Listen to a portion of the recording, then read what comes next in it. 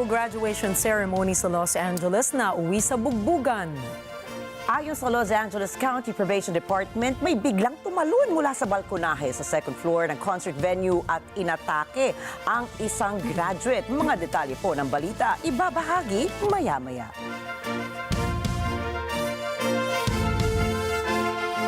Magandang gabi, ako po si Ricky Matay. At ako si Nina Richie Alagaw Flores. Ito ang mata ng Agila International. Para naman sa mga headlines ngayong Martes ng gabi. Estados Unidos muling pinagtibay ang commitment nito sa defense treaty sa Pilipinas. Bamban Mayor Alice Go umapela sa PAOK ng patas na investigasyon sa pagkakadawit sa Pogo fiasco. Israeli Prime Minister Benjamin Netanyahu binuwag ang war cabinet ng Israel. 7,000 residente sa New Mexico, USA sa pilitang inilikas dahil sa malaking wildfire. And Boston Celtics waging masungkit ang record 18th championship trophy.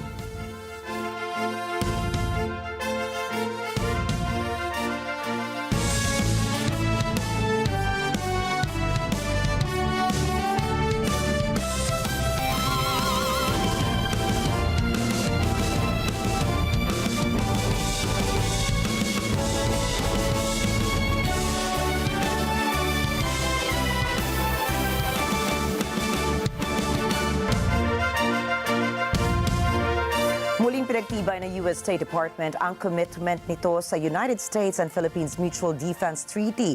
Ito po ay matapos ang isang marahas at sadyang paggamit ng water cannons ng Chinese Coast Guard sa isang Philippine vessel. Nanganib ang buhay ng mga Filipino crew members dahil sa ramming, blocking at towing maneuvers ng Chinese vessel sa West Philippine Sea. Sa isang panawagan tungkol sa insidente, binahagi ni Foreign Affairs Undersecretary Maria Teresa Lazaro at Deputy Secretary of State Kurt Campbell ang kanilang mga alalahanin sa mga aktibidad ng China. Sinabi nila na ang mga mapanganib na aksyon ng China laban sa Pilipinas ay banta sa kapayapaan at katatagan ng nasabing rehiyon. Paliwanag ni Campbell ay kasama sa Article 4 ng 1951 United States-Philippines Mutual Defense Treaty ang mga armadong pag-atake sa Philippine Armed Forces. Kabilang din dito ang pag-atake sa mga public vessels o aircraft, Coast Guard na matatagpuan sa West Philippine Sea. Tinawag naman ni State Department spokesperson Matthew Miller na escalatory and irresponsible ang disruptive actions ng China sa resupply mission ng Pilipinas sa BRP Sierra Madre. Anya ay pinapakita lamang ng China na wala itong pakialam sa kaligtasan ng mga Pilipino o maging sa international law. Our Philippine allies and commend the escalatory and irresponsible actions by the PRC to deny the Philippines from executing a lawful maritime operation in the South China Sea to deliver supplies to service members that are stationed at the Sierra Madre. The PRC vessel's dangerous and deliberate use of water cannons, ramming, blocking maneuvers, and towing damaged Philippine vessels endangered the lives of Philippine service members. It's reckless, and it threatens regional peace and stability. Nagsumite ng clarification letter ang mga abogado ni Bamban Mayor Alice Go sa tanggapan ng Presidential Anti-Organized Crime Commission o PAOK. Ito po ay hinggil sa investigasyon sa Bamban Pogo Operation. Sa kanyang isinumiting liham, nilinaw ni Go na walang katotohanan ng mga paratang sa kanya na pagkakasangkot sa money laundering, human trafficking, kidnapping at iba pang krimen na may kaugnayan sa Baofu Land Development Incorporated at Pogo Operations. Iginiit pa ng alkalde na ang Baofu ay itinatag alinsunod sa batas ng Pilipinas. Paliwanag din niya na mayroon siyang lehitimong dokumento bilang patunay sa kanyang pag-divest mula sa kumpanya. Sinabi ni Go na mali ang patuloy siyang idawit sa mga usapin ukol dito. Kaya hiniling naman niya sa PAOK na magsagawa ng masusi at patas na investigasyon. Kumpiyansa rin ng alkalde na kung susuriing mabuti ang lahat ng impormasyon, mapapatunayang wala siyang kinalaman sa lahat ng akusasyon laban sa kanya. Ipinahayag ni Interior and Local Government Secretary Benher Abalos Jr. sa mga local government units o LGUs na dapat silang makipag-ugnayan sa Presidential Anti-Organized Crime Commission o PAOK para supili ng illegal na pogo hub sa bansa. Ito ay kasunod ng pagkakatukla sa isang pogo hub sa Porac, Pampanga. Paliwanag ng DILG Chief bakit anya nabigyan muli ng clearance ang naturang pogo hub sa Porac. Magugunitang narid ito 2 taon na ang nakalilipas. Binigyan din ni Abalos dapat masuri ng PAOK ang mga barangay captains na nagbibigay ng clearance. Ang mandato ng PAOK ay maghanda at magpatupad ng isang anti-crime and anti-graft and corruption action plan ayon kay Abalos na dapat ay isinagawa ng ahensya. Pinalakas ng Department of Social Welfare and Development o DSWD ang panawagan nitong wakasan ang child labor sa Pilipinas. Inilunsad ng ahensya ang programang Strategic Help Desks for Information, Education, Livelihood and Other Developmental Interventions o SHIELD Against Child Labor. Layunin po ng SHIELD Against Child Labor na mapigilan ang mga individual na napilita magtrabaho sa murang edad. Anila ang pagkatrabaho ng bata sa isang worst form of child labor ay maaaring makasira sa kanyang pag-aaral o di kaya ay makaapekto ito sa kanyang kalusugan at mental health. Ayon kay SHIELD Against Child Labor Focal Person Maribel Barcenas, ang programa ng DSWD ay may komprehensibong mga serbisyo at government interventions. Anya, kabilang na dito ang mga regular dialogues na isasagawa sa mga komunidad upang mawakasan ang child labor. Dagdag pa ni Barcenas, makatatanggap ng tulong pang edukasyon at pangkabuhayan ang mga child laborers upang sila ay makapagsimula ng kanilang mga buhay. Nangako rin ang DSWD na patuloy silang magmomonitor sa mga posibleng kaso ng child labor sa buong Pilipinas. Ipinahayag ng Philippine Ports Authority o PPA ang pagbalangkas ng master plan para itayo ang 10 seaport terminals sa bansa sa buwan ng Agosto. Ayon sa ahensya, ito ay kaakibat na rin ang adhikain ng gobyerno na mas mapaunlad pa ang cargo movement at mga aktibidad sa turismo. Sinabi ng PPA na may isang bidder na nagpahayag ng intensyon na kamuha ng 32.29 million pesos na halaga para sa consultant services contracts. Kasama na rito ang pagsasagawa ng feasibility studies at pagbuo ng master plan sa saklaw ang iba't ibang seaports. Ayon sa PPA, ang mga terminals na ito ay Pasukin, Ilocos Norte, Puerto Galera Oriental, Mindoro, Taytay, Palawan, Buena Vista, Guimaras, San Carlos, Negros Occidental, Dumaguete, Negros Oriental, Lazi, Siquijor, Catbalogan, Samar, Zamboanga, Zamboanga del Sur at Cagdianao, Dinagat Islands. Kung sakaling magkwalipika ito, maipagkakaloob ang naturang kontrata sa buwan ng Hulyo. Ipinahayag naman ng Department of Agriculture o DA na nakabangon na po ang sektor ng agrikultura ng ating bansa mula sa epekto ng COVID-19 pandemic. Sinabi ni DA Assistant Secretary for Operations Nichols Manalo na lumago ng 1.2% noong nakalipas na taon at nasa sitwasyon na ng pre-pandemic level ang kalagayan ng agricultural sector. Dagdag na opisyales na ang positive performance ng agri-sector noong taong 2023 ay mula sa palay output kung saan sumirit ito sa all-time high na 20.06 million metric tons na ani ng mga lokal na magsasaka. Nilinaw din ni Manalo bagaman tinamaan ng El Nino ang nasa 13 rehiyon sa bansa ay nagawa pa rin ng agri-sector na lumago ang ani sa naunang 2 quarter ng 2024. Nangako naman ng DA na palalakasin ang action plans nito sa iba't ibang agricultural products. Partikular na rito ang bigas, mais, isda, livestock and high-value crops. Ito ay sa pamamagitan ng pagtatayo ng mga agricultural infrastructure. Nagpulong ang ilang senior officials ng House of Representatives ng Pilipinas at Japan sa Tokyo upang pag-usapan ang best practices sa paggawa ng isang batas. Pinangunahan ni Secretary General Reginald Velasco ang delegasyon ng Pilipinas sa pakikipagpulong kay Director General Yamamoto Hironori ng Japan's House of Representatives International Affairs Department. Pangunahing tinalakay ng mga opisyal ang ilang key areas gaya ng mga epektibong mekanismo para sa public consultation, digital transformation of lawmaking processes at strategies for enhancing legislative oversight. Sinabi ni Velasco na ang naturang productive exchange ay pagpapahalaga sa pangako ng Pilipinas at Japan na palakasin ang parliamentary cooperation at pagbutihin ang mga legislative practices ng dalawang bansa. Anya, mahalaga ang collaboration sa pagpapalaganap ng pag-unawa sa isa't isa at pagpapahusay ng legislative process nang sa gayon ay makinabang ang mga ordinaryong Pilipino. Sinabi naman ni Yamamoto na dedicated ang Japan na ibahagi ang kanilang legislative expertise sa Pilipinas. Kasalukuyang nagaganap ang Marine Aviation Support Activity o MASA 24 sa pagitan ng Marine Forces ng Pilipinas at ng Estados Unidos. Tulungan para sa kaunlaran, ito po ay ayon sa MASA na isinasagawa ng 4th Philippine Marine Brigade sa Burgos, Ilocos Norte noong June 3 ngayong taon sa pangangasiwa ni General Vicente Blanco. Ayon sa Direktor ng Philippine Marine Corps Public Affairs Office, si Captain Marites Alamil, isa sa mga layunin ng naturang aktibidad ay ang pagpapalakas ng joint forces ng dalawang bansa. Maliban sa paggamit ng mga armas katulad ng howitzers, pinagtutuunan din nila ng pansin ang pagsasagawa ng Tactical Combat Casualty Care o TCC sa headquarters ng Philippine Marines sa Fort Santiago.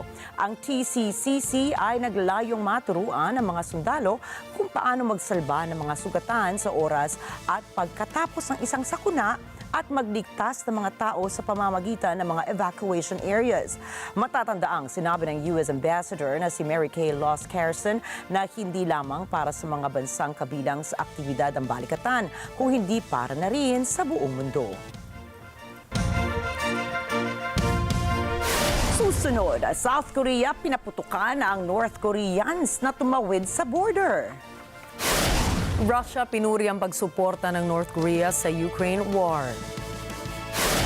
And war cabinet sa Israel tuluyan nang inalis ni Netanyahu. Mga detalye na mga balita sa pagbabalik ng Mata ng Agila International.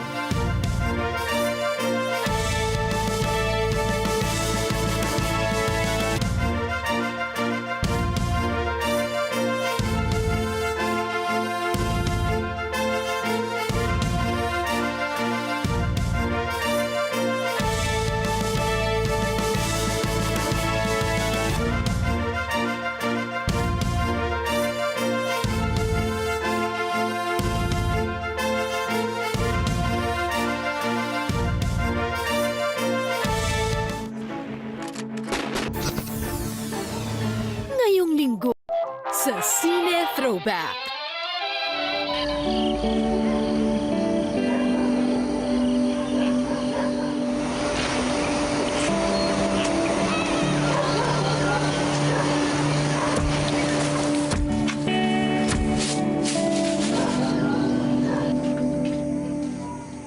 Kulang to pambili ng binihe para sa susunod na taon. Anong gagawin natin? Punta tayo Maynila. Makanap ako ng trabaho doon.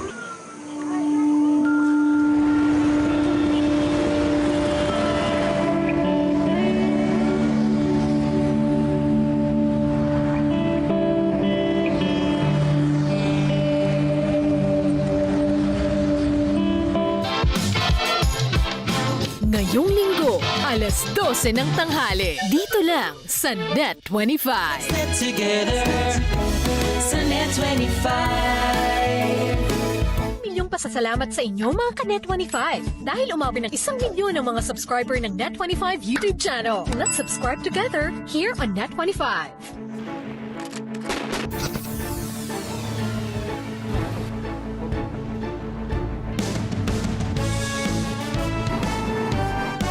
Is brought to you by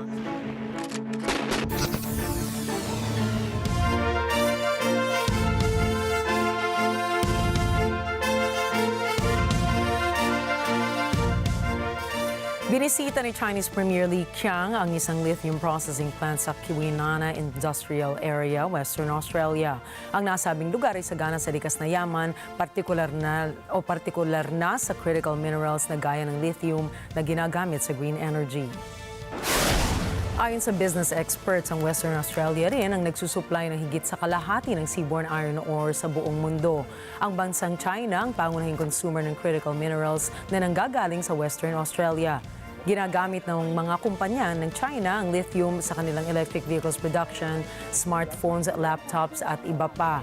Paniniwala ng mga analysts, nais ng China na idomina ang critical minerals field dahil patuloy silang hinahamon ng Estados Unidos na maging supplier ng green energy.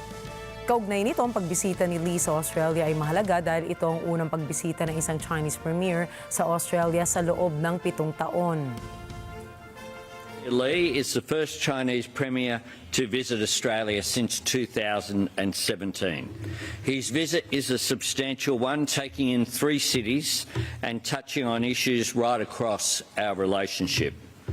We had a constructive discussion today at our annual leaders meeting, building on our annual meeting last year in Beijing. My government has put dialogue at the centre of Australia's relationship with China. Nagpahayag naman ng pag-aalala ang China tungkol sa mga hadlang sa Chinese investments para sa likas na yaman ng Australia. Subalit ang mga issue na ito ay bukas na pinag-usapan ni Chinese Premier Lee at Australian Prime Minister Anthony Albanese sa isang roundtable. 我们双方合作空间非常广阔，合作的潜力极其巨大。中国和澳大利亚作为全面战略伙伴，我们要把信任的基石做牢，把互惠的纽带拉紧，在携手前行当中实现我们的共同发展，在紧密协作当中成就我们各自的梦想。这个就是。 Sa pangalawang pagkakataon ngayong buwan ay nagpaputok ng warning shot sa mga sundalo ng South Korea upang paalisin ang mga sundalo ng North Korea na pansamantalang tumawid sa land border. Ayon sa Joint Chiefs of Staff ng South Korea, humigit kumulang 20 hanggang 30 sundalo ng North Korea ang pansamantalang tumawid sa Military Demarcation Line o DMZ. Ang DMZ ay ang linya naghahati sa lupain ng South at North Korea. Sinabi ng Seoul na tumawid ang mga sundalo ng Pyongyang dahil ang mga ito ay nagsasagawa ng mga konstruksyon. Pagkatapos ng warning shots ay umatras sa mga sundalo ng North Korea at hindi na sila nakitaan ng anumang kahina-hinalang aktibidad. Subalit, sinabi ng Seoul na kapansin-pansin din ang pagdami ng konstruksyon ng North Korea sa kahabaan ng DMZ. Ilan sa mga ginagawa ng North Korea sa DMZ ay pag-i-install ng mga anti-tank barriers, pagpapatibay ng mga kalsada at pagtatanim ng mga landmines. Nagpapatuloy nila ang mga gawaing ito ng Pyongyang kahit na nagkaroon ng ilang pagsabog dahil sa mga mines. May ilan na rin nilang sundalo ng North Korea ang nasawi at nasugatan. Subalit, hindi nagbigay ng opisyal na bilang ang bawat kampo. Habang naglalakbay patungong Pyongyang, si Russian President Vladimir Putin ay pinuri nito ang North Korea sa pagsuporta nito sa Moscow sa Ukraine war. Si President Putin ay bibisita sa Pyongyang upang humingi ng military support kay Kim Jong-un. Sa one-on-one talk sa Pyongyang, inaasahan na muling pagtitibayin ng dalawang lider ang kanilang pangako na palawakin ang kanilang security at economic cooperation sa kabila ng mga Western sanctions laban sa parehong bansa. Inaasahang darating si Putin sa North Korea nitong Martes kasama ang isang malaking entourage ng mga ministro at advisors ng pamahalaan. Ayon sa political scientists, ito ang isang bihirang paglalakbay ni Putin sa ibang bansa dahil nililimitahan niya ang kanyang international travel sa mga bansang kaalyado ng Russia simula nang magsimula ang Ukraine war. Una nang napaulat na nagsupply ang North Korea sa Russia ng milyon-milyong rounds ng Soviet-era artillery munitions, pati na rin ballistic missiles at electronic equipment upang suportahan ang military campaign ng Russia laban sa Ukraine. Bilang kapalit, nagbigay ang Russia ng tulong sa satellite program ng North Korea, pati na rin ang iba pang armas, economic aid at diplomatic support. Ilang mga oil storage tanks ang nasunog matapos ang isang drone attack ng Ukraine kaninang umaga sa bayan ng Azov sa rehiyon ng Rostov sa timog ng Russia.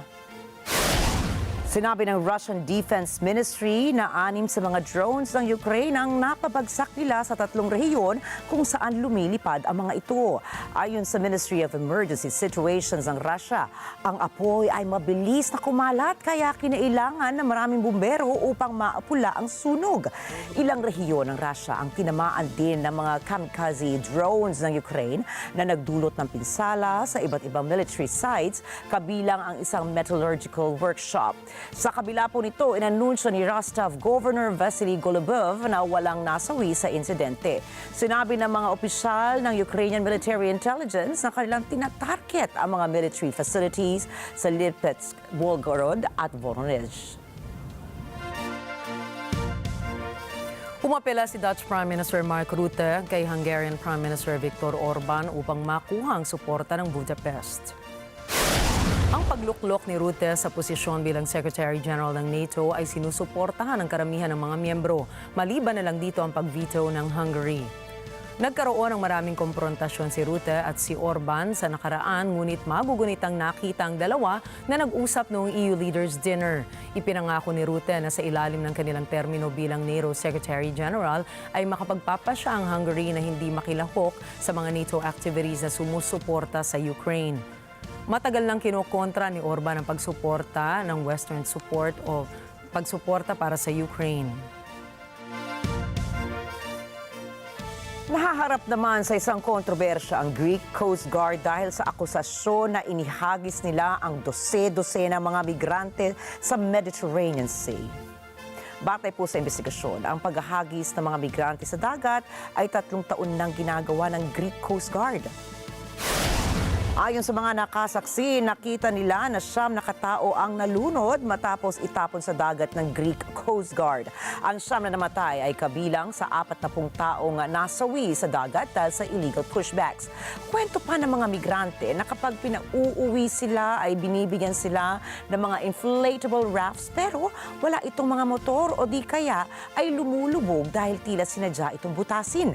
Dagdag pa ng mga migranteng nakaligtas, ipinaliwanag naman nila ng maayos kung paano sila nakarating sa Greek Islands, subalit sila ay pinagmalupitan pa rin. Mariing itinanggi ng Greek Coast Guard ang lahat ng akusasyon.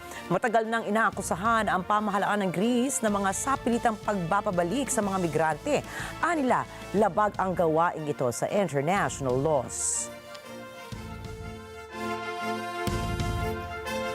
Sa loob ng 14 na taon ay ngayon lamang naglungsad ang opposition ng isang manifesto para sa wealth creation ng United Kingdom. Nangako ang Labour Party na muli nilang payayabungin ang ekonomiya ng Britanya kung sila man ay manalo sa July 4 elections. Mula sa United Kingdom, si Leslie Bormon para sa balita. Sa loob ng halos 2 taon ay patuloy nangunguna ang Labour Party ng 20 puntos sa opinion polls. Ito ay sa liderato ng Conservatives ni Rishi Sunak kung saan isang sinyalis ito na si Keir Starmer ang leader nito ang posibleng maging susunod na Prime Minister. Inilunsad ang manifesto para sa wealth creation 2 araw matapos mangako ang Tories sa mga botante ng dagdag na tax cut sa pangangampanya nito. Pero sa harap nito, kine-question ng main parties ang affordability ng naturang spending plan. Kahit may bentaha ang Labour Party sa opinion polls, kailangan pa rin makipagsapalaran ni Starmer sa patuloy na pambabatikos ng Tories. Magugunitang sinabi ng Tories, lulustayin lang ng Labour Party ang public finances ng gobyerno at itataas lamang ang buwis. Dati na ring itinanggi ni Starmer na itataas nito ang VAT sales tax, income tax rates at national insurance na kung saan ay contribution para sa state healthcare at pension. Sinabi ni Starmer na katuon ng Labour Party para sikusin ang mabagal na pag-unlad ng ekonomiya ng UK kung ito ay manalo. Nangako rin si Starmer na ibabalik ng partido nito ang economic stability ng Britanya mula sa pagsirit ng inflation rate ng bansa na all-time high sa loob ng 40 years at ito ay 11.1% noong October 2022. Leslie Borbon para sa Mata ng Agila International, trusted, connected, on point. Sinabi ng partido ni dating South African President Jacob Zuma ng Umkhonto we Sizwe o MK na sila ay sasali sa opposition alliance sa parliament ng bansa. I am therefore glad to announce not that only will Umkhonto we Sizwe form part of the Progressive Caucus, but we will soon also be announcing the formation and a program of that patriotic front of progressive forces who are both inside and outside of Parliament. Ayon kay Zuma, ang MK ay makikipag-ugnayan sa isang resistance laban sa namumunong koalisyon na pinangungunahan ng African National Congress o ANC. Sa kabila po nito, naninindigan ng MK na nagkaroon ng isang pandaraya sa eleksyon noong nakaraang buwan lamang at nais nilang ipawalang bisa ang mga resulta. Israel is of the strong view that the 2024 elections were rigged and that the results announced by the IEC are not a true reflection of the will of the people. Sa isang talumpati na binasa ng tagapagsalita ng MK na si Nalamulo Nedelela, idineklara ni Zuma na hindi bahagi ng solusyon para sa kabutihan ng bansa ang ANC. Ayon sa dating Pangulo, walang gobyernong mayroong tunay na pambansang pagkakaisa sa South Africa. Inilarawan niya ang koalisyon ng ANC bilang isang white-led and holy alliance sa pagitan ng Democratic Alliance at ng ANC. Just put in this word, Government of National Unity, others are hiding behind. Now it has become such a thing. But by abbreviation, GNU. Nonsense.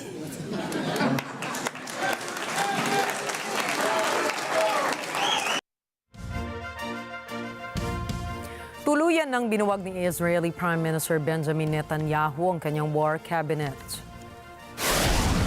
The war cabinet was a prerequisite of creating this national unity government. It was a prerequisite put in by member of Knesset Benny Gantz. With Mr. Gantz leaving the government, there is no longer a need for the war cabinet, and its duties will be taken over as mandated by the State of Israel by the Security Cabinet, together with the full cabinet.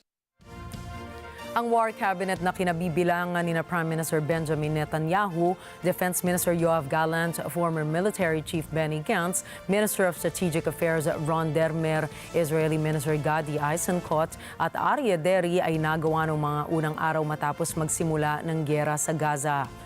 Isinagawa nito ang pagbuwag ng gabinete matapos ang pagbibitiw sa pwesto ni centrist opposition leader Benny Gantz at ang kaalyado nito na si Gadi Eisenkot. Maaalalang nagbitiw si Gantz at ang kanyang kaalyado dahil sa giit nito na ang sitwasyon sa bansa at sa decision-making room ay lubos nang nagbago mula noong nagsimula ang paglusob ng Hamas. Dagdag pa nila na hindi sila sang-ayon sa pagbomba ng mga sibilyang komunidad sa Gaza para lamang tuluyang mawala ang presensya ng mga militante ng Hamas sa teritoryo. Ang pagbuwag ng gabinete ay sinasabing nangyari sa mahalagang panahon dahil napapalapit na ang pagkakasundo sa pagitan ng Israel at Hamas patungo sa isang tigil putukan. Tiniyak naman ng Israeli Defense Forces o IDF na hindi maaapektuhan ang kanilang chain of command sa nangyaring abolisyon. Git pa ng Israeli military na kanilang nakontrol na ang nasa 60 hanggang 70% ng Rafah City sa southern Gaza. Ang mahigit na 40 araw na ground offensive nila ay kanilang nakontrol na ang mga bayan ng Jabura, Brazil, Tal, Sultan at Philadelphia Corridor. Libo-libong Israeli ang nagsalaban sa administrasyon ni Prime Minister Benjamin Netanyahu. Ikinagagalit ng mga demonstrador ang hindi matapos-tapos na gera sa Gaza at ang kabiguang maiuwi ang mga bihag mula sa teritoryo ng Palestine. Seri Recolizado para sa balita. Sa Tel Aviv, dumarami at umiinit ang mga protesta laban sa kung paanong pinatatakbo ni Prime Minister Benjamin Netanyahu ang gera laban sa Hamas. Mula Tel Aviv, dumayo ang mga nagpoprotesta sa Jerusalem upang dalhin ang kanilang mga hinaing sa labas ng Israeli Parliament at sa tahanan ni Netanyahu. Nais nila ang panibagong eleksyon. הממשלה הזאת חייבת ליפול, היא הממשלה שהביאה את המחדל הכי גדול שהיה בישראל, והיא הממשלה שהמשיכה עם מחדל אחר מחדל עד לרגע הזה, בכל זירה, ביחסים הבינלאומיים, במדיני-ביטחוני, בכלכלה, בהחזרת החטופים והחטופות, בצפון, בשמירה עלינו, במה שהם עושים למשטרה. כל כל מה שקורה פה יחד הוא צבר כל כך גדול של מחדלים, שפשוט צריך להגיד להם, כשלתם, תלכו, אנחנו נתקן. Ayon sa mga demonstrador, ang mga aksyon ng kanilang leader ay patungo sa ikawawasak ng Israel. Bukod sa panibagong gobyerno, nais nilang maipatupad ang ceasefire upang makauwi na ang natitira pang bihag sa Gaza. Jerry Recolisado, mata ng Agila International. Trusted, connected, on point. Susunod, pating namataan sa isang beach sa Spain. Akio Toyota, mananatiling big boss ng Toyota. At Apple ititigil na ang Buy Now, Pay Later service. Yan at iba pang mga balita sa pagbabalik ng Mata ng Agila International.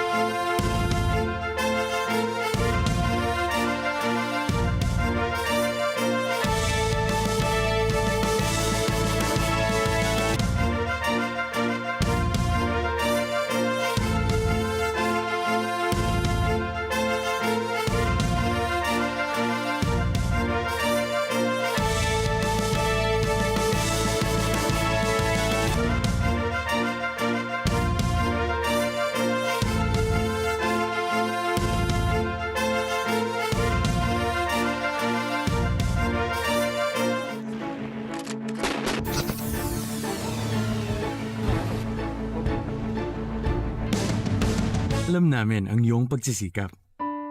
Dama namin ang iyong mga sakripisyo. Kita namin ang pagharap mo sa bawat pagsubok. Kaya sa kabila ng mga hamon ng buhay, nandito kami para umalalay. Kasi katulad mo, gusto rin namin ang magandang bukas para sa kanya. Hatid namin ang dekalidad na edukasyon at makabagong pasilidad sa abot kayang halaga. Kaya huwag ka na mangamba. Sasamahan ka namin tuparin ang mga pangarap niya.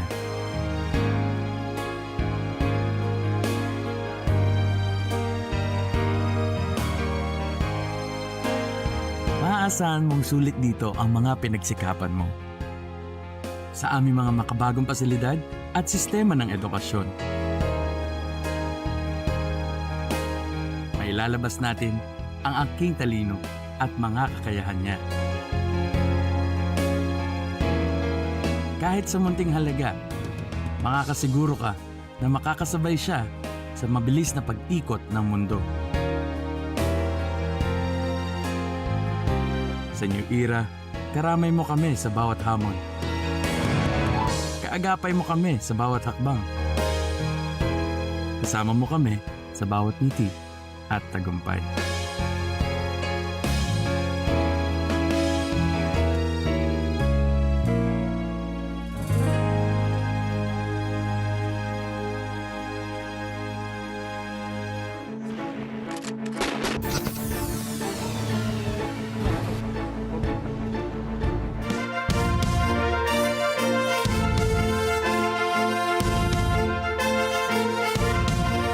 Nagbabalik ang Mata ng Agila International sa pagpapatuloy ng mga balita ngayong gabi.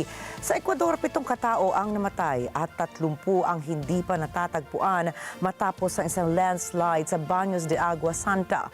Yolanda Espiras para sa balita. Ang trahedya ay naganap sa Baños de Agua Santa, isang lugar sa probinsya ng Tangurawa na dinadayo ng mga turista. Ayon sa National Secretariat of Risk Management, dahil sa matinding mga pag-ulan, isang landslide ang puminsala sa mga residente doon. Ayon sa ahensya, may 7 nang natagpo ang patay, 6 na nasaktan at 30 hindi pa nakikita. Sinarahan ang ilang resorts, pati na ang pangunahing daan sa lugar. Nagsimula ang malakas na mga pag-ulan noong Sabado, kung kaya't nahirapan ang mga autoridad na linisin ang mga daan. Nagbabantang umapaw na ang mga ilog sa rehiyon. Dahil sa mga pag-ulan, may 48 aksidente na ang naiulat sa buong bansa. Yolanda Espiras, Mata ng Agila International. Trusted, connected, on point. Sa pilitang inilikas ang nasa 7,000 residente sa isang bayan sa New Mexico, USA matapos ang malaking wildfire na sumiklab sa kagubatan nito. Ayon sa ulat ng New Mexico Forestry Division, nasa 5,252 acres ng lupa ng Mescalero Conservation na ang tinupok ng apoy. Nagtayo na ng emergency shelter ang Red Cross sa lugar para may matuluyan ang mga residente na lumikas dahil sa wildfire. Patuloy naman ang pag-apula ng apoy sa naturang kagubatan. Wala namang naiulat na namatay sa sunog. Kasalukuyan pa rin inaalam ng gobyerno ang halaga ng danyos ng wildfire sa Mescalero Conservation.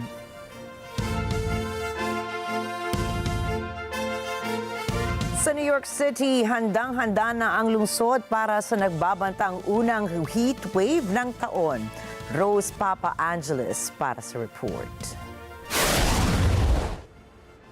Nagbabanta ang isang matinding tag-init sa New York at iba pang bahagi ng northeastern United States. Kaugnay nito, humarap si New York City Mayor Eric Adams sa isang press conference at sinabing paparating na ang unang heatwave ng taon. Ani Adams, mula 20 hanggang 21 ng Hunyo, magkakaroon ng heat advisory para sa lungsod. Matinding init at kahalumigmigan ang paparating sa mga susunod na araw. Inanunsyo ng mayor na bubuksan ng lungsod ang cooling centers bilang paglaban sa pagtaas ng temperatura. And the first heat wave of the season is here and we are ready. We expect the National Weather Service to issue a heat advisory for New York City that will be in effect from Thursday, June 20th through Friday, June 21st. High heat and humidity are also being forecast over the next few days. We expect to see temperature in the low 90s on Tuesday and Wednesday. Cooling centers will be open starting tomorrow, and we expect to hit peak heat on Thursday and Friday with the heat index possibly reaching 99 degrees. Nagbabala si Adams sa mga taga New York na huwag ipagsawalang bahala ang matinding init. Anya, dahil sa climate change, ibang klaseng tag-init na ang dumadapo kada taon. Dagdag ni Adams, ang heatwave na ito ay pasimula pa lamang ng mas matitinding temperatura sa paparating na summer months. We want to be clear, this is extremely hot for June, and New Yorkers should not underestimate the heat. With climate change leading to more frequent and intense heat, summers are different than they were before, and so we should expect and be prepared for the hot weather that is coming. If this is an indication, we're just starting out the summer months. We could only expect even more as the summer continues to move forward. Ayon sa US Environmental Protection Agency, higit sa 1,300 na mga tao ang namamatay sa bansa taon-taon dahil sa matinding init. Ilang lungsod na sa bansa, hindi lamang sa New York, ang nagbabala na mag-ingat ang mga residente sa nakamamatay na init ng panahon. Rose Papa Angeles para sa mata ng Agila International, trusted, connected, on point. Noong Biyernes, sinimulan na ang paggiba sa isang US school building kung saan naganap ang isang trahedya noong taong 2018. Nasawi ang nasa 17 katao dahil sa pamamaril sa naturang paaralan. Si MJ De Guzman para sa detalye. 6 na taon na ang nakalipas noong Pebrero 2018 nang mamaril si 19-year-old Nicholas Cruz sa loob ng Parkland, Florida High School. Ilang araw bago ang trahedya, pinatalsik si Cruz mula sa paaralang iyon dahil sa disciplinary reasons. Ang pamamaril na naganap ay isa sa pinakamalalang school shooting sa kasaysayan ng bansa. 14 sa mga nasawi ay mga estudyante. Ang 3 ay empleyado sa paaralan. Si Cruz ngayon ay nasa bilangguan para sa sentensyang habang buhay. Noong Biyernes, isang higante excavator ang nagsimulang gumiba sa gusali. Sinimulan na ang demolisyon kung saan naganap ang trahedya na hanggang sa ngayon ay iniinda ng pamilya ng mga biktima at ng komunidad. Inestima ng Broward County School District na gugugol ng ilang linggo ang demolisyon. Para sa mga kamag-anak ng mga biktima, maaari nilang obserbahan ang paggiba sa isang lugar na inihanda para sa kanila. Mula noong araw ng pamamaril, hindi ginalaw ang gusali bilang ito ay crime scene. Nanatili ang mga butas ng bala at lamat ng dugo. Ito ay habang nililitis ang kaso ng pagpatay sa korte. Para sa pamilya ng mga biktima, ang demolisyon ay isa pang hakbang para sa paghilom. NJ De Guzman, mata ng Agila International, trusted, connected, on point. Sa halip na masayang high school graduation ang idaraos sa isang Walt Disney Concert Hall sa Los Angeles, ay nauwi sa isang marahas na bugbugan ang graduation ceremony. Ayon sa Los Angeles County Probation Department, may biglang tumalon mula sa balkonahe ng second floor ng concert venue at inatake ang isang graduate student. Sa gitna ng kaguluhan ay may narinig din na pagputok ng baril sa lugar. Agad namang rumisponde ang local law enforcement sa concert hall para i-detain ang 4 na suspects. Batay sa ulat ng Probation Department, higit nasa 100 estudyante ang dumalo sa naturang graduation ceremony. Iniimbestigahan naman ng Los Angeles County Office ang naturang insidente. Isinara ng mga otoridad ang isang beach malapit sa baybayin ng Gran Canaria dahil sa namataang pating na umaaligid sa dalampasigan. Nagbabala naman ang management ng Melenara Beach sa publiko na iwasan munang maligo sa naturang lugar. Rumesponde ang pulisya sa Melenara Beach matapos na pinatunog ang alarm sa naturang beach dakong alas 5 ng hapon. Wala namang naiulat na inatake ang pating. Ayon sa lokal na ulat, natukoy ang pating na isang 7-foot hammerhead shark na kayang lumaki hanggang 20 talampakan at umabot ang timbang hanggang 1,000 pounds.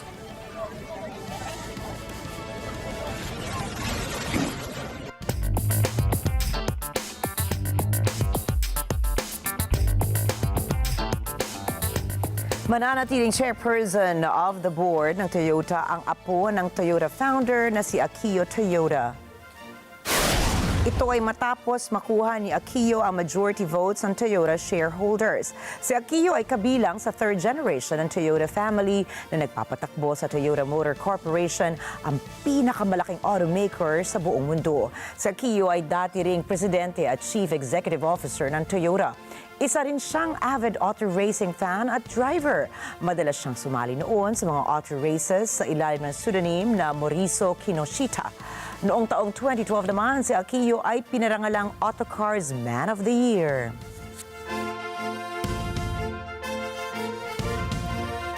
Binuksan ng China ang investigasyon sa pag-aangkat ng baboy mula sa European Union o EU. Ito ay matapos magpataw ang EU ng anti-subsidy duties sa mga electric car na gawa ng China.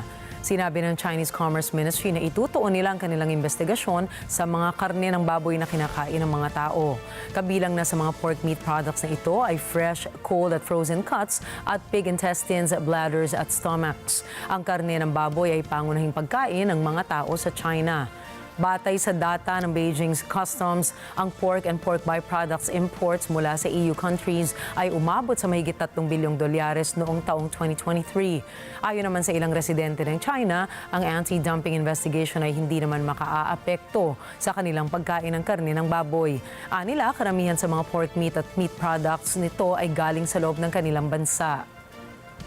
这个事情对我们普通老百姓来说影响不大，因为中国的那个猪肉大部分都是那个相当于国产的，进口量不是太大，所以这个事情我认为对民众啊什么影响不太大，因为我们自己生活中买猪肉都是去那个超市一般都是那个屠宰场直接那个送过来的，进口的一般都是冷冻的嘛，冷冻的在超市呢基本上没什么人买。说实话，就是作为日常生活中我们会吃各种肉类，但是它的原产地是不是进口的，这个我们至少我个人没有投入太多的关注。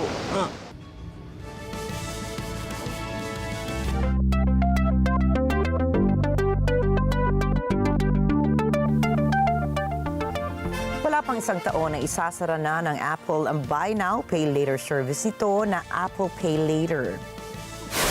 Ayon sa Apple, pwede mag-apply ang mga users nito para sa installment loans mula sa credit cards, debit cards at mga lenders gamit ang Apple Pay wallets. Subalit ayon sa isang unsigned statement ng Apple na ibinigay sa 9 to 5 Mac, sinabi ng kumpanyang aalisin na ang naturang serbisyo kaakibat ng bagong global installment loan offering sa Apple Pay. Tiniyak naman ng Apple na hindi maaapektuhan ang mga existing Apple Pay Later loans and purchases. Ang Apple Pay Later later ay unang ilunsad sa iOS 16 sa mga randomly selected users at pinuksan sa lahat ng Apple users sa Estados Unidos noong October 2023.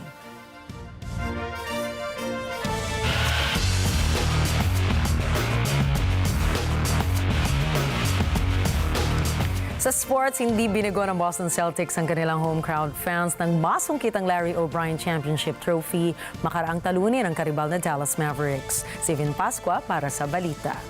Free throw, for the rebound. Here's Pritchard. He loves these. Puts it up half court of the buzzer. And now it's my honor to present to the Boston Celtics the 2024 Larry O'Brien Trophy of the NBA Championship. Hawak na ng Boston Celtics ang NBA record sa kanilang pagkapanalo ng kanilang 18th championship sa TD Garden sa Boston, 106-88. Talagang ginawa ng Boston ang whatever it takes para makuha ang kampyonato nila mula noong 2008. Ika nga ng Boston legend si Kevin Garnett, anything is possible. Sa umpisa pa lang ay naging agresibo ng Celtics laban sa Mavs. Sa second quarter, todo hataw pa rin ng Boston na may 39 points habang naiwan sa 28 ang Dallas. Bumagal ang shooting nila sa second half pero lamang pa rin sila sa puntos. Ramdam naman sa crowd ang suporta sa kada pasok ng tira ng Celtics. Lalo't sa TD Garden sa Boston, ginanap ang Game 5 ng NBA Finals. Nagtapos ang laro sa score na 88-106 pabor sa Boston Celtics. Binuhat ng Boston power forward ni si Jason Tatum ang Celtics sa kanyang 31 points, 11 assists at 8 rebounds, habang ang kanyang katambal naman na si Jaylen Brown ay nagdagdag ng 21 points, 8 rebounds at 6 assists. Ang Boston Big Two ang gumawa ng magagandang play sa naturang laban upang magkaroon ng malaking lead sa simula pa lang ng laro. Big time double-double din ang ipinakita ng veteran journeyman na si Drew Holiday na nakakuha ng 15 points at 11 rebounds. Halos bumubuhos ang puntos mula sa mga Boston players sa kabuuan ng game sa kabila ng magandang depensa rin na ipinapakita ng Dallas. Sa panig naman ng Mavs ay hindi naisalba ni Luka Doncic ang kanyang koponan kahit pag gumawa ito ng 28 points at 12 rebounds. Nasayang din ang 15 points at 9 assists ni Kyrie Irving. Naging malamya ang opensa ng iba pang Dallas starters sa kabuuan ng game kung saan 6 points lamang ang nakayang ipasok ng sentro na si Daniel Gafford, habang 4 points lamang ang naging kontribusyon ni PJ Washington. Tinanghal bilang Finals MVP si Jaylen Brown sa naging Finals Series win ng Boston.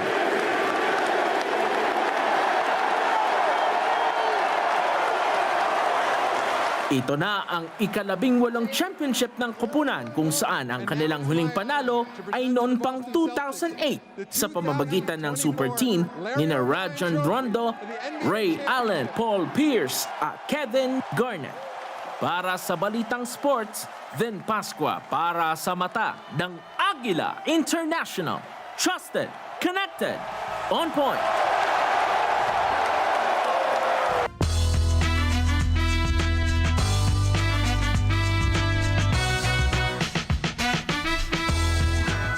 Hawak ngayon ang pelikulang Inside Out 2 ang pinakamataas na bilang ng manonood sa box office sa buong mundo. Tinatayang umabot sa $295 million ang nakuha ng pelikula sa loob lamang ng unang linggo nito sa mga sinihan. Nakakuha rin ito ng mga nasa higit sa $155 million sa North America, kung saan napalitan nito ang pelikulang Dune Part 2. Bukod po dito ay naging matagumpay rin ang pagtanggap ng mga manonood sa pelikula matapos itong dagsain sa mga sinihan. Samantala, una nang ipinalabas ang Inside Out noong 2015 kung saan nakatanggap ito ng pagkilala sa Oscars Awards. Bukod po dito ay umiikot naman ang unang kwento ng palabas sa mga emosyon ng bidang babae na si Riley at ang mga karakter nitong sina Joy, Sadness, Anger, Fear, and Disgust. Natagdagan pa ito ng ibang karakter sa Inside Out 2. Ito naman sina Anxiety, Embarrassment, Envy, at Ennui.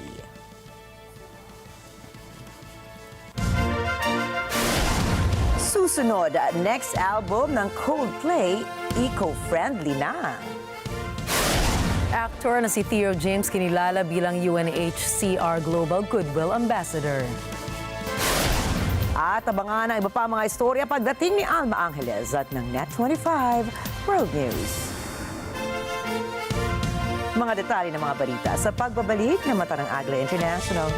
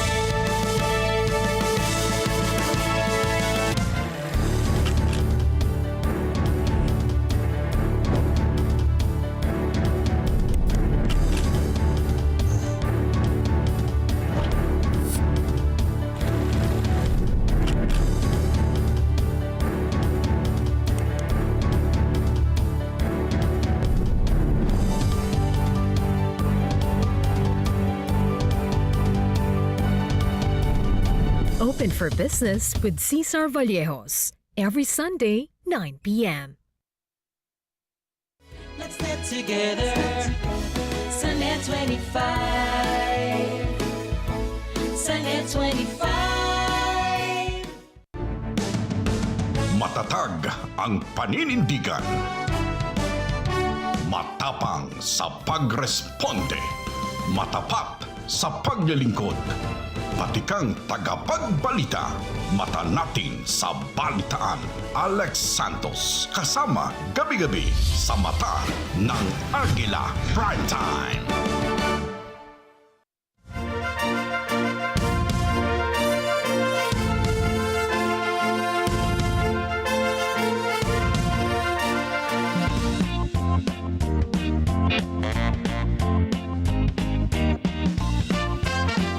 Plano ng British boy group na Coldplay na gumamit ng plastic bottles para sa vinyl album ng kanilang ilalabas sa October 4. Ayon sa grupo ay nais sila maging eco-friendly ang music album na naglalayo makatulong sa usaping pangkalikasan. Magmumula naman sa siyam na plastic bottles ang bawat kopya ng discs na ilalagay sa vinyl album. Bukod po dito ay maglalagay din sila ng special notebook edition na gawa naman sa 70% ng mga basura na mula sa Rio, Las Vacas, Guatemala. Ninanais din nila na mabawasan ng nasa 85% ng carbon emissions at nasa mahigit sa 25 metric tons na virgin plastic. Samantala, mapakikinggan naman sa music ang kantang One World na may mensaheng magtulungan ang bawat isa sa pag-iingat sa kalikasan. Ang British actor na si Theo James ay kinilala bilang UNHCR Goodwill Ambassador. Ayon sa Divergent Breakout Star, ikinatuwa niya ang pagtanggap ng kanyang bagong role sa nasabing organisasyon. Noong World War II, napilitang lumikas ang kanyang lolo mula sa Greece papuntang Syria upang makaligtas sa digmaan. Ikinuwento pa nito kung gaano kahalaga ang pagtulong kaugnay sa nangyari noon sa kanyang pamilya. Ang katapangan ng kanyang lolo ang naging inspirasyon ni James upang tumulong sa mga nangangailangan. Bukod sa pagiging producer at bida ng The White Lotus at The Gentleman, noong 2016 pa lang ay tumutulong na si James sa UNHCR. Ayon pa sa bagong Goodwill Ambassador, sa gitna ng mga kaguluhan sa ibang mga bansa, ay mas lalo nating dapat tulungan ang mga taong nangangailangan ng mapupuntahan. Layunin ng UNHCR ang protektahan at solusyonan ang problema patungkol sa refugees sa buong mundo.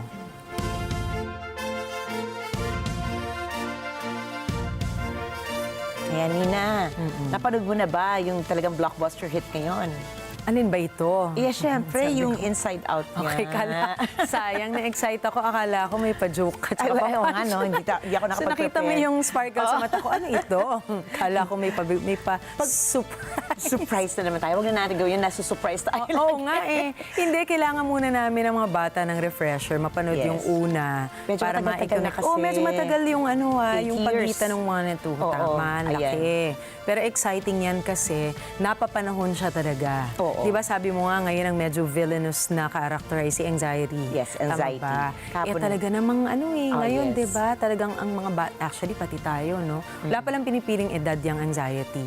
Depende sa circumstances. Ayan, hindi ako magbibigay ng mga clues kung ano yan. Ang clue lang dyan na makikita nyo, it's really helpful if you have kids also. Because I watched it yesterday with the kids, And talaga namang it discusses also mental health, siguro, na para maunawaan din lalo ng mga magulang how to handle their children. But it's in a nice, fun way. Tama. Nakakatuwa rin naman talaga. Kaya deserve, I think, niya na talagang maging number 1 ngayon sa Takilya. Oo, tama. Tsaka kaabang-abang kasi sabi nga natin, ilang taon ang binilang sa pagitan ng 1 and 2. Kaya syempre, this is something that wide, di ba? A really broad audience is looking forward to seeing. Oo. So exciting kasi ayan na nga siya. Tapos maganda ang pagkakalahad at napapanahon. Actually, kahit kailan naman siya isa lang, napapanahon siya kasi talagang itong issue ng sabi nga natin, ng mental health at saka ng, yung coming of age or yung from your adolescence pa teenage years mo. Yung mga yan sobrang relevant ngayon kasi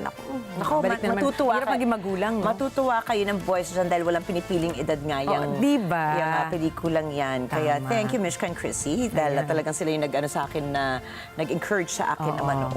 Naku, pero may so kayo naman tatlo, kayo naman ang mga boys mo ang naman problema mo dyan, Ricky, may pasnack yan habang nanonood. Oo, nako, sige, abangan natin kapag napanood mo na, feeling ko may jokes tayong makukuha mo. Tama. Subalit tandaan, mula Lunes hanggang Biyernes, narito po kami para maghatid ng balita sa mga dako ng mundo. Muli ako po si Ricky Matay. At ako naman, si Nina Richie Alagaw Flores. Ito ang Mata ng Agila International. Para sa balitang nangyari sa iba't ibang panig ng mundo, punta naman tayo kay Alma Angeles para sa Net 25 World News. Take it away, Alma.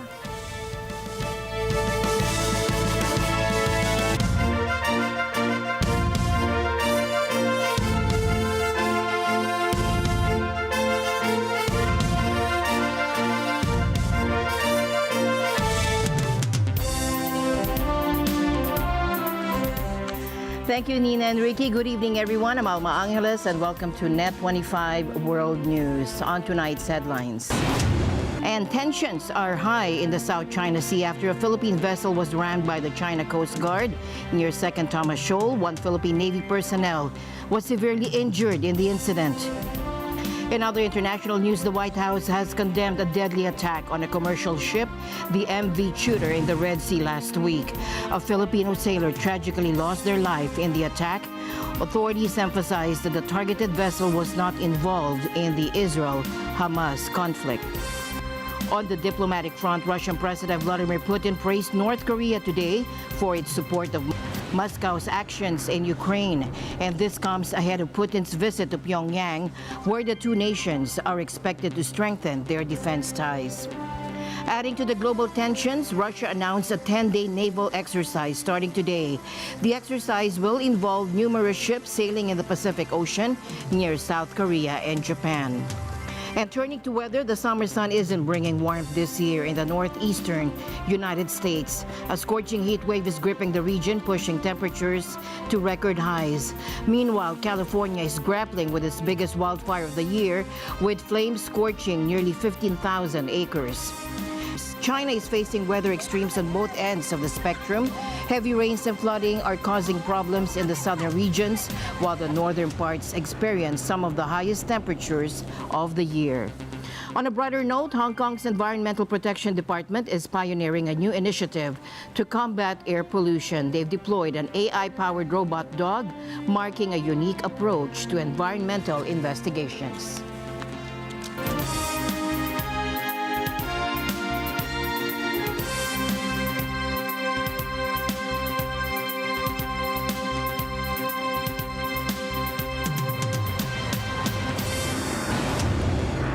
The Philippines accused China of ramming its boats in the South China Sea, raising tensions between the nations.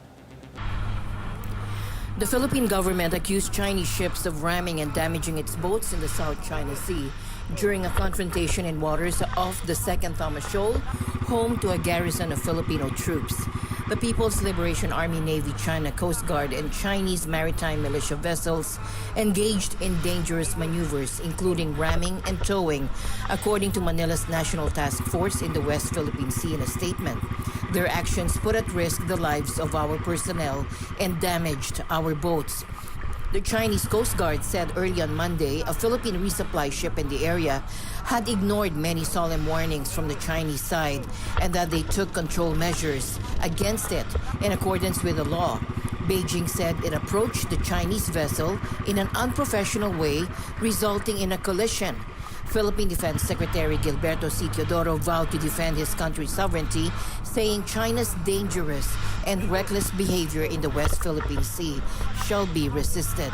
It should now be clear to the international community that China's actions are the true obstacles to peace and stability in the South China Sea. The Philippine government statement did not specify which boats were rammed and the extent of the damage. The U.S., an ally of Manila, voiced concerns over China's actions. A few things about that. Number one, as you have heard us say before, we stand by our Philippine allies and commend the escalatory and irresponsible actions by the PRC to deny the Philippines from executing a lawful maritime operation in the South China Sea to deliver supplies to service members that are stationed at the Sierra Madre. The PRC vessel's dangerous and deliberate use of water cannons, ramming, blocking maneuvers, and towing damaged Philippine vessels endangered the lives of Philippine service members. It's reckless, and it threatens regional peace and stability. And finally, this escalatory incident is the latest in a series of provocations by the PRC to impede critically needed supplies from reaching service members stationed at the Sierra Madre, and those actions reflect consistent disregard for the safety of Filipino lives and for international law in the South China Sea. U.S. Ambassador to the Philippines Mary Kay Carlson said in a post on social media that Washington condemns China's aggressive, dangerous maneuvers, which caused bodily injury, damaged Philippine vessels, and hindered lawful maritime operations. National Security Council spokesman John Kirby later told reporters in Washington that China's behavior was provocative. Yeah, these are troubling reports because it appears as if, and just from initial operational reports that we've gotten, that at least one Philippine sailor was wounded. I mean, you talk about collisions and water cannons, and you don't think about the damage that can do to the human body, but let me tell you something, it can. And so we're deeply concerned about the injuries suffered by this Philippine sailor, obviously wishing him the best in terms of his recovery. But more critically, to your question, this kind of behavior is provocative, it's reckless, it's unnecessary, and it could lead to misunderstandings and miscalculations that could lead to something much bigger and much more violent. It's imperative that the rightful legal maritime claims by the Philippines are respected, by the PRC and by everybody else for that matter. Japanese Ambassador Endo Kasuya expressed his country's grave concern over the repeated dangerous and aggressive actions by the China Coast Guard. And French Ambassador Marie Fontenelle, in a social media post, said that we oppose any threat or use of force contrary to international law. The White House condemned the Houthi rebels' attack on a commercial ship in the Red Sea last week, which tragically resulted in the death of a Filipino sailor. They emphasized that the targeted vessel, the MV Tudor, wasn't involved in the Israel-Hamas conflict.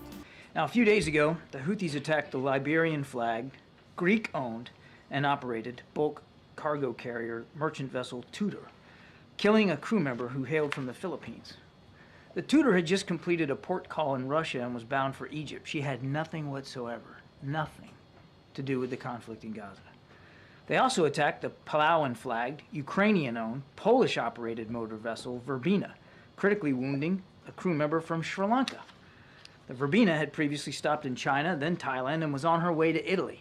She, too, had nothing whatsoever to do with the conflict in Gaza.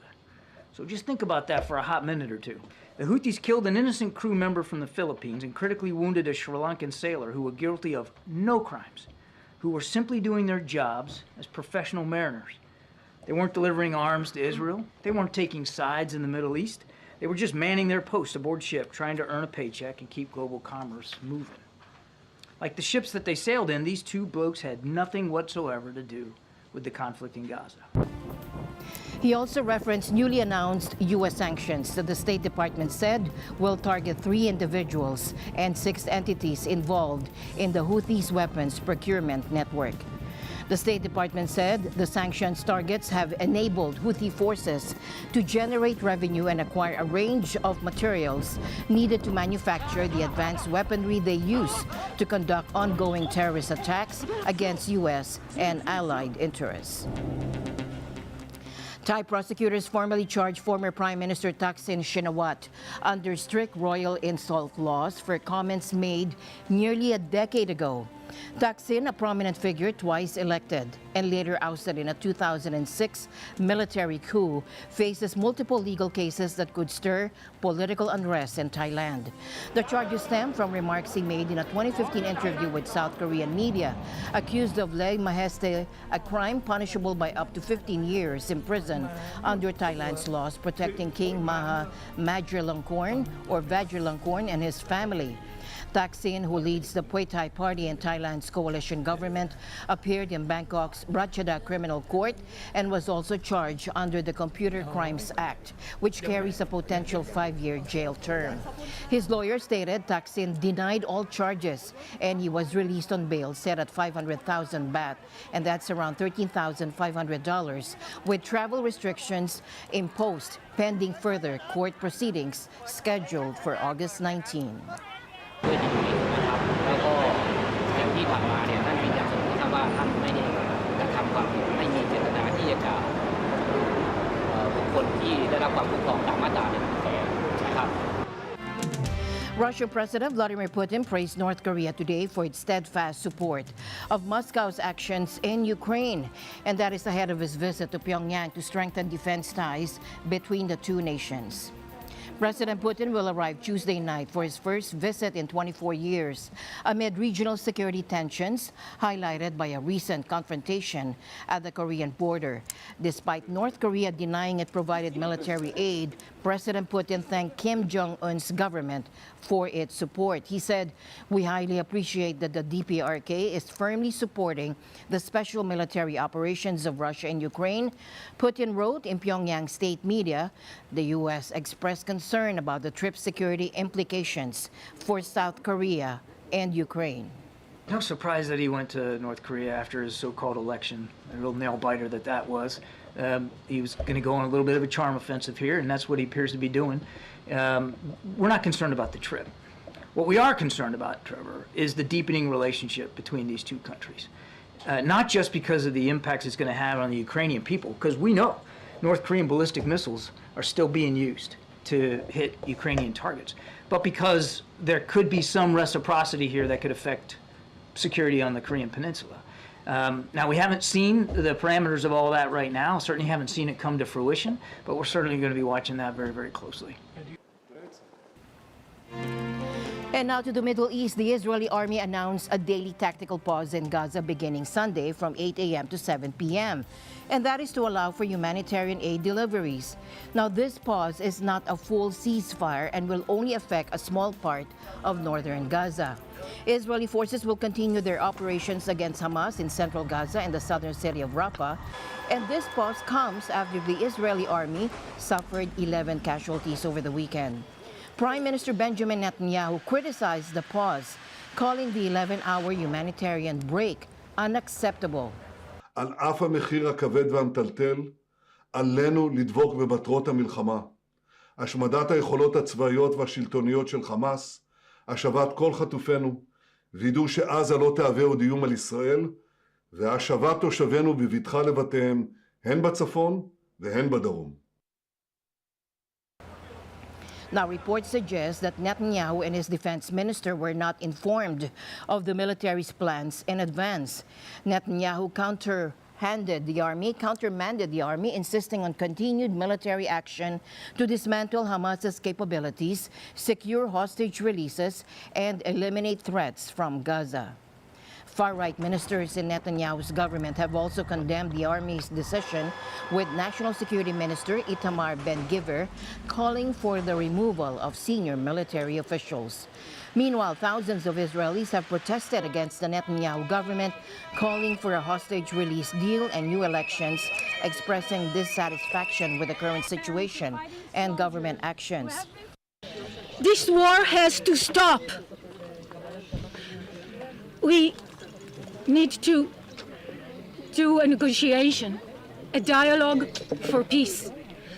So yes, my son, he's a soldier, and he's doing what his commanders tells him to do. But the beginning of the war was right, but not anymore. Every knock on the door, we are afraid the army is coming to tell us our son has been killed.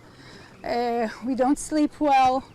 We are very anxious and angry all the time, and we are exhausted. This is taking too long. Hamas has welcomed the pause but has called for more border crossings to be opened. The decision has led to divisions within the Netanyahu government, highlighting new challenges in the conflict with Hamas. NATO Secretary General Jens Stoltenberg has urged consequences for China over its alleged support for Russia amidst the Ukraine conflict. Thomas I. Likeness reports. Stoltenberg accuses China of making the Ukraine conflict worse through what U.S. officials say is a major export push to rebuild Russia's defense industry. He says President Xi Jinping has tried to create the impression that he's taking a back seat in the conflict to avoid sanctions and to keep trade flowing. But Stoltenberg says China is fueling the largest armed conflict in Europe since World War II, while at the same time wanting to maintain good relations with the West. Beijing cannot have it both ways. At some point, and unless China changes course, allies need to impose a cost. China argues that it's not sending lethal assistance to either side, unlike the United States and other Western nations. Following a meeting with U.S. President Joe Biden, the outgoing NATO chief noted a new report shows NATO allies are stepping up and increasing military spending. NATO allies are this year increasing defense spending by 18%.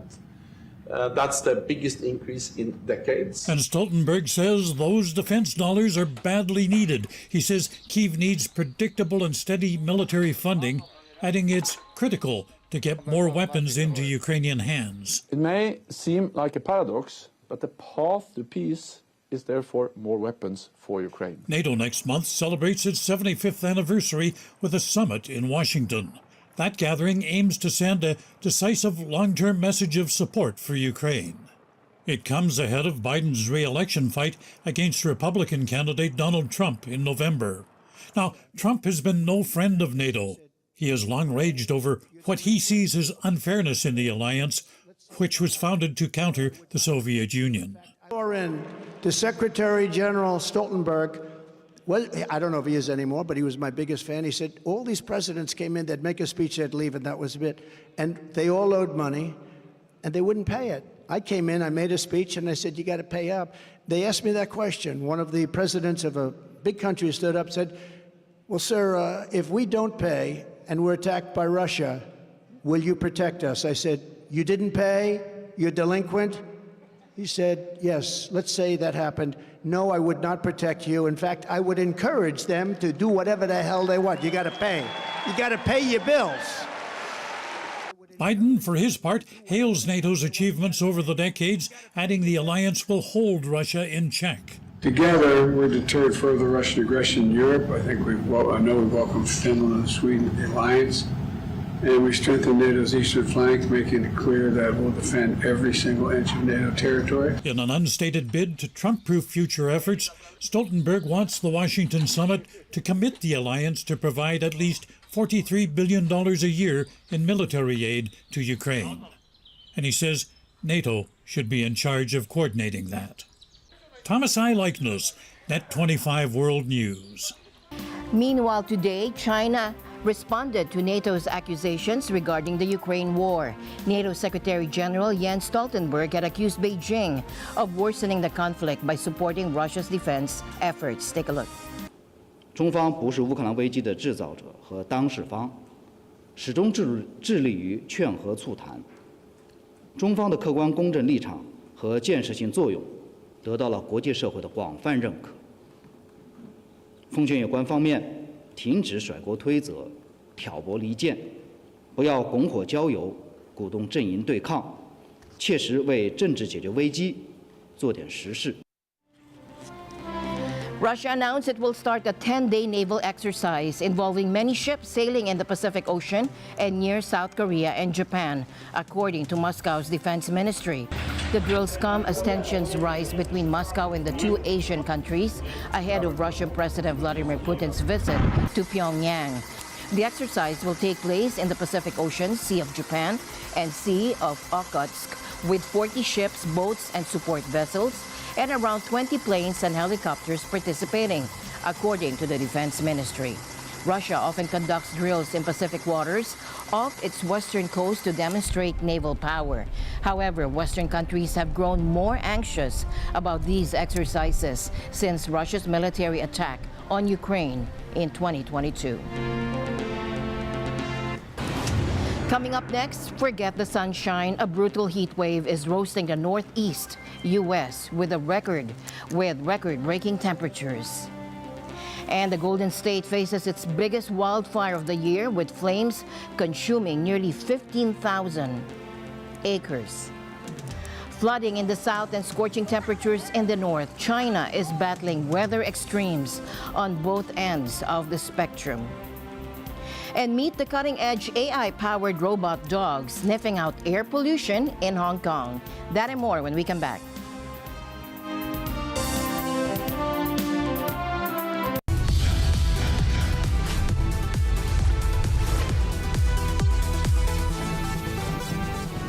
Sa kasulukuyang henerasyon, marami na ang nag-viral.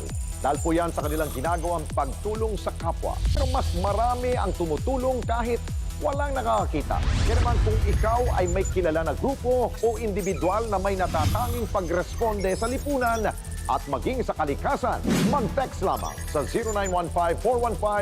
0915-415-1035 o mag-email sa responde@net25.com at magpadala ng mensahe sa ating Facebook page at Net25TV. Baka kayo na ang susunod nating Certified Key Responder. Let's net together sa Net25. Sa Net25. Ang mga maiinit na balita at rumaratsyadang usapan ng bayan, ihahatid namin sa 100%! 100% ang pagbabalita! 100% talakayan! Lunes hanggang Biyernes! Alas 5 hanggang alas 7 ng umaga! Live na live sa Radyo Agila 1062 Mega Manila! At sa Net25! 100%! Sa Net25. Let's net together. Sa Net25.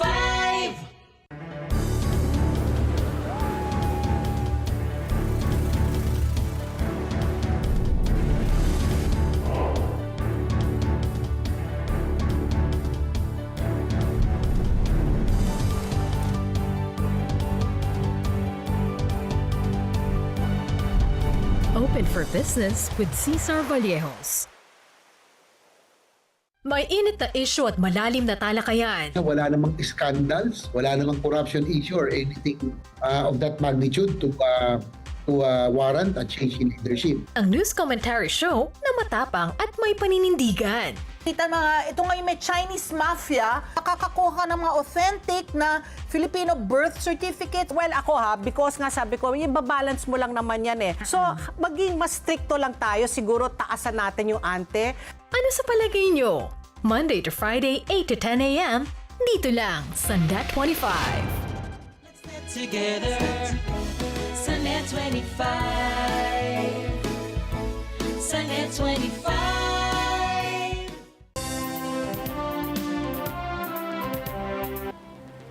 The summer sun usually brings warmth, but this year it's brought something far more dangerous.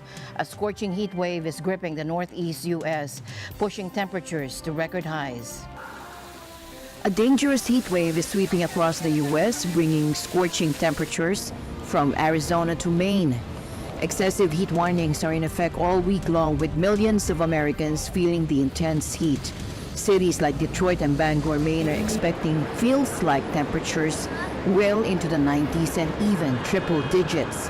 Pittsburgh could see its hottest 5-day stretch in 30 years, with temperatures soaring up to 95 degrees. The heat is so intense that some schools in New York City are already sending kids home early. And the culprit? A heat dome bringing high humidity levels that will add to the misery, especially in the Northeast.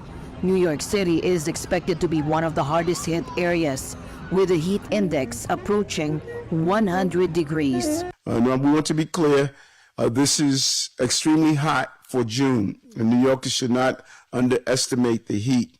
With climate change leading to more frequent and intense heat, summers are different than they were before, and so we should expect and be prepared for the hot weather that is coming. This heat wave is expected to linger through the weekend, with temperatures in the 90s becoming the new normal for the East Coast.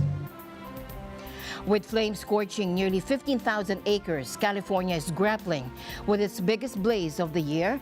This massive inferno has cast a shadow of fear as the state braces for the traditionally dangerous, hot, and dry months ahead. The blaze forced the evacuation of more than 1,000 campers from a recreational park and the closure of a popular boating lake. More than 1,100 firefighters are working to contain the so-called post-fire. They have air support from 7 water bombers dousing the flames. By Monday morning, they had only contained about 8% of the fire. The National Interagency Fire Center says the blaze is exhibiting extreme fire behavior. Visibility is low and winds up to 80 kilometers per hour are impeding firefighters' efforts. It was one of around a dozen mostly smaller fires to ignite over the weekend in California that saw high temperatures, low humidity, and gusty winds. The blazes come at a start of a potentially critical time for the notoriously fire-prone region. In the western United States, recent wet winters have prompted the rapid growth of vegetation. Experts warn that could prove dangerous as it dries out in the weeks and months ahead. Some 17,000 hectares have already burned in California this year, about 50% higher than the 5-year average by this point in the year. Echoing a national trend, wildfires in 2024 have been fewer in number, but larger in size than in recent years. Ralph Cornell, Net 25 World News. Mumbai, India's financial capital, may have a steady water flow, but the villages supplying that water are facing a harsh reality. Their wells are running dry. Arlene Ocampo reports.